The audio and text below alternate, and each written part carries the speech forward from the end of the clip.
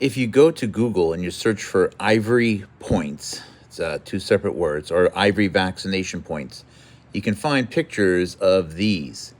And they're actually made out of ivory. These were manufactured in the 1800s, and they were used for the application of smallpox vaccines. So the smallpox vaccine was applied on the immune barrier of the skin. The skin would be scarred, small cuts, scarification, whatever, and the vaccine points would contain the vaccine on them, and one vaccine point would be used for a person receiving that particular vaccine. So, as shown here, here's a box of many points. Now, I don't know if it was one or maybe even two individual points would be required per person that was to receive a smallpox vaccine. And these things were not necessarily cheap, and when there's a large population of people to vaccinate, you can imagine it adds up quickly.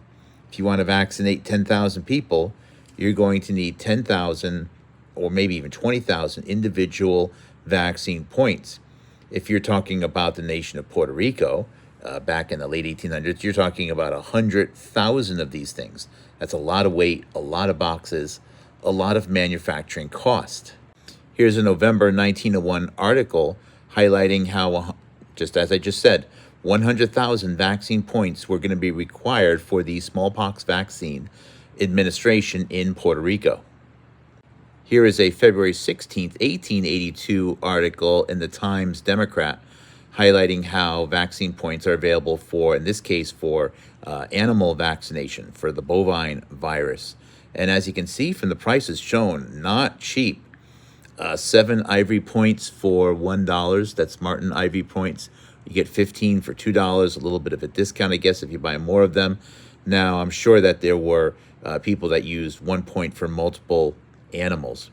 Also interesting that there was a time when other types of viruses were being vaccinated against, also using scarification or these ivory points. They didn't immediately go to intramuscular injection. But this leads us to a very interesting observation that I think everyone missed regarding the leap to using a hypodermic syringe for intramuscular injection of vaccines in the late 1800s. For 100,000 people, you'll need 100,000 vaccine points. Or you can use one hypodermic syringe needle and a few bottles of vaccine fluid and vaccinate for less and save money.